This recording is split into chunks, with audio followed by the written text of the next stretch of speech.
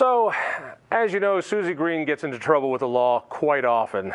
And so let me just give you the recent one. She's walking down the street by the Capitol, sees a naked man being arrested by the police or handcuffed, and so she does what she does anytime she sees a naked man, grabs her phone to try to take pictures. Do I have that pretty much right? Yeah, it's, I'm perverted that way, and I basically troll the streets of Denver and any other city I happen to be in looking for handcuffed naked men to photograph. It's a good thing. All right, you saw the cops handcuffing this naked guy as they were trying to cover him up with a sheet or something. It was right out by the Capitol. What was that? No. No? I was driving by. He was handcuffed.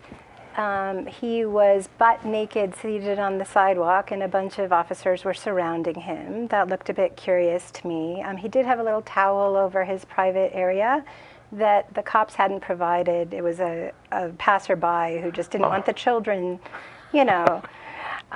So I just was wondering what was up. Because you're a reporter, for those who don't know this, you were on the Colorado Independent, and you sense a story, you're going to go over there and do it. You started taking some video of this. No, I started taking pictures. Still photographs, and there's a context because I've done a lot of work on mentally ill, vulnerable, also African-American men who have been killed in police or sheriff's deputies' custody, who videotape shows the officers stood around and did not help. And so when I saw this, I stopped.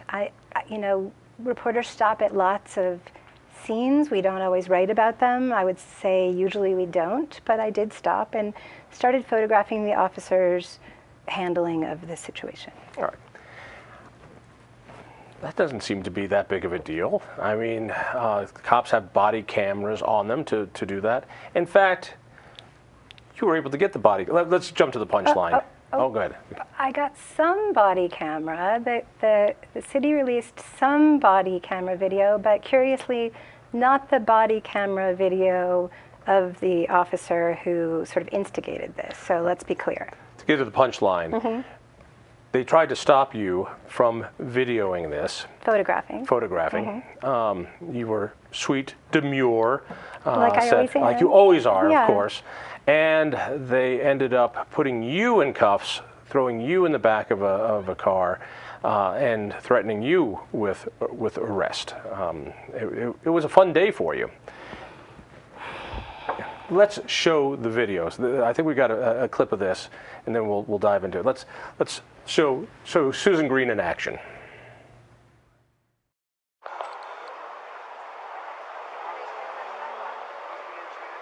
This is protected by HIPAA. You can't record here, and you can't. Information Privacy and Protection Act. There's also a First Amendment. Have you heard of it? Well, that doesn't supersede HIPAA. It doesn't supersede HIPAA. Just step away, Hold on, or you'll be arrested for interference. Step away, or you'll be arrested for interference. Ow!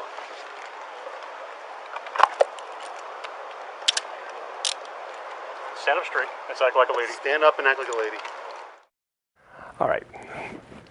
We didn't hear the audio, but I've heard it before, and so we'll jump on it. First of all, there's one major question that pops up. Is that how you dress for work on a regular day? In a shirt and a skirt? In that shirt and skirt? And you make fun of the way I dress? What's wrong with that? Nothing. You know, I wasn't planning on being, videotaped on a body cam that day. The best part of that was when the officer said, you can't videotape this, you can't take pictures of it because of HIPAA violations. Which, well, first of all, let me just get your take on that one. It's absurd. And I have to say that normally I would move if an officer told me to move, but I was taking pictures of him and of his colleagues, right? And so the HIPAA violations, his purported concern for this man was a bit disingenuous because I think he could see where I was pointing my camera.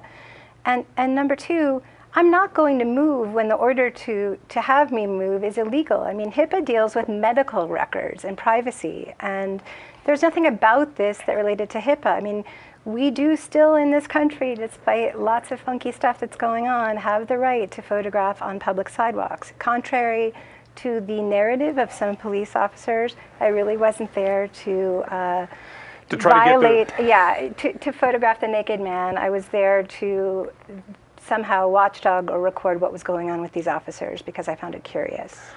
All right, let me try it from the other side. Mm-hmm. These cops see a guy who's obviously having a breakdown. Something's very wrong here. He's naked. They have to worry about him. They also have to worry about passersby. So it's a tense situation. It's not life or death, but this is the kind of stuff that cops have to deal with, which is a mentally disturbed person. Is he dangerous to people? I don't know. He's naked. How do you deal with that? And then along comes somebody, they don't realize it's a reporter, who wants to take pictures of it, and they say, give the guy a break. He's having a bad day. Just give us some space so we can do our work. What? Right. I mean, number one, I guess it was a semi-tense situation, but as police situations go, it wasn't that tense. I mean, they had been there for a while. You're just seeing a portion of the clip. There were several officers there.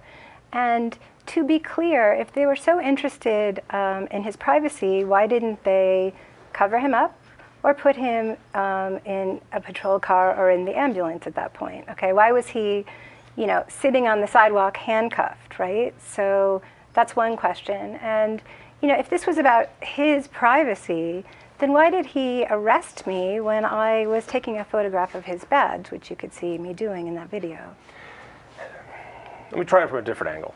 I'll just see if I can just run by you. I'm just wondering how long it's going to take you to get to the act like a lady thing. Oh, I'll get to the act like a lady thing. Okay, I know thing. you will. Because that's the cherry on top of all this. Listen, cops deal with strange situations, and they've got to make split-second decisions like this. And they're under immense pressure. They're trying to deal with a lot of different factors that could go in different directions. And so, yeah, there's no question in my mind this cop was wrong saying you could not photograph that. Matter of fact, there's state law protecting your right, anybody's right, to videotape police in action. It's right there. But maybe he didn't know that. And before you roll your eyes on that, listen, cops are fed this policy and that policy, this policy and this policy, that, and when it happens, you do this. When this happens, you do that. You got to tell. Is it possible that the sergeant once said, don't put up with that if it's interfering with your job? If he says it's interfering with my job, then he's got authority to do it. To be clear, I wasn't interfering with anyone's jobs. I wasn't getting in anyone's way. And the First Amendment isn't just like a really super hard, policy to remember, right, that your sergeant just told you about. It should be the first thing that police officers learn when they're, hold on, I mean, this is not like a minor little, like some random policy that the DPD came up with. I mean, police officers are there to uphold the law. The first law in this land is the First Amendment. And these are actually officers who monitor and patrol the 16th Street Mall. And so, I mean, I might argue that if there's one place in Colorado where you probably most deal with the First Amendment, it's probably the 16th Street Mall. There's all sorts of stuff happening there. Were you trying to express yourself? Is that your First Amendment right?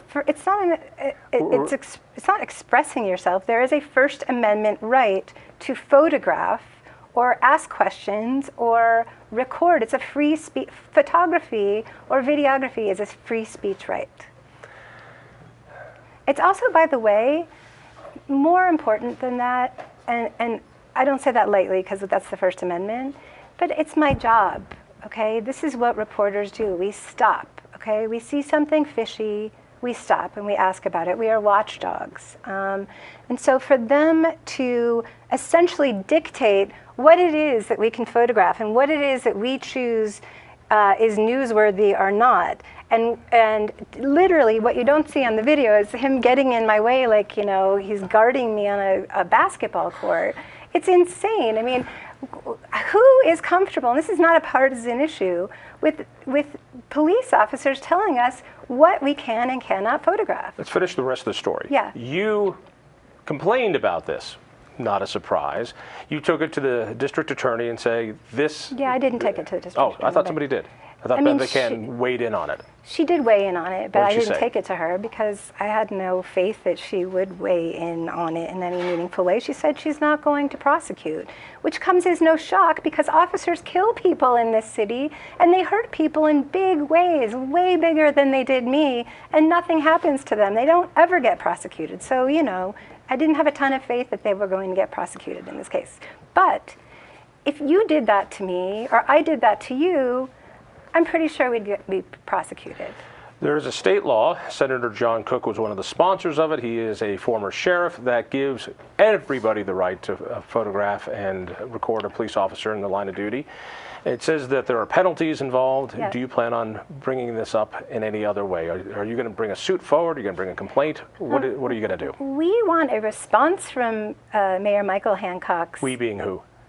the Colorado Independent, the press corps in the state, the Colorado Press Association, me personally.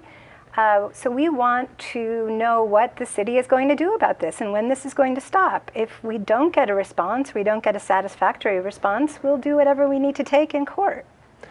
And finally, why don't you act like a lady? I That know. was, by the way, that was the best part of the whole video. Just would I you knew act you'd love like that. a lady? Well, I because know. I've known you so long. Finally, somebody lays it on the line. Right. Real fast, your thought when he said that, because that was, he's got a free speech right too.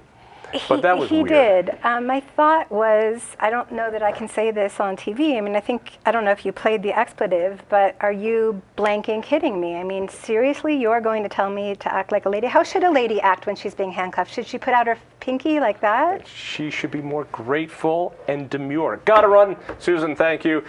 Listen for me on KHOW Radio. Read me in the Denver Post. We'll see you next week.